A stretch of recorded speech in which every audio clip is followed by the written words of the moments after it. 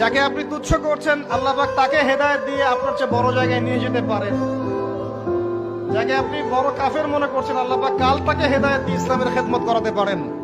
আবার আল্লাহ পাক আপনাকে, যিনি 5 ওয়াক্ত নামাজ পড়ছেন রোজা রাখছেন, আপনাকে পথভ্রষ্ট করে দিয়ে জাহান্নামে নিতে পারেন। মনে বড় আশা নিয়ে আল্লাহ তোমার শাহী দরবারে ভিক্ষুকের মতো হাত বাড়াইলাম। তুমি যদি ক্ষমা না করো, কে আমাদেরকে ক্ষমা করো? আগামীর বাংলাদেশ যদি গঠন করতে হয়, ইসলামকে বাদ দিয়ে, কোরআনকে বাদ দিয়ে, সুন্নাহকে বাদ দিয়ে, আখলাককে বাদ দিয়ে বাংলাদেশ গঠন করা সম্ভব হবে না। আগামীর দেশ হবে ইসলামের দেশ, আগামীর দেশ হবে শরীয়তের দেশ, আগামীর দেশ হবে খেলাফতের দেশ।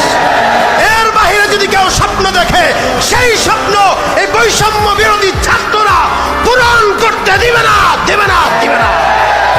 একথা বিশ্বাস করো, বাংলাদেশের মুসলমানদের শরীরে এক বিন্দু রক্ত থাকতে শয়তানের তৈরি করা ধর্ম নিরপেক্ষ মতবাদ বাংলার জমিনে কায়েম হতে দেওয়া হবে না, হবে না।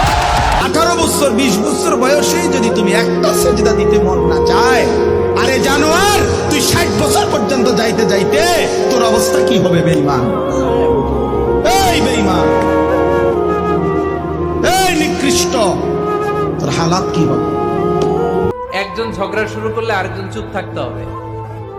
দুইজনই ঝগড়া করলে, দুইজন রেগে গেলে ঝামেলা আসরা নাই। স্বামী রেগে গেলে স্ত্রী চুপ। এজন্য ঝগড়া করতে দেয়া যাবে না।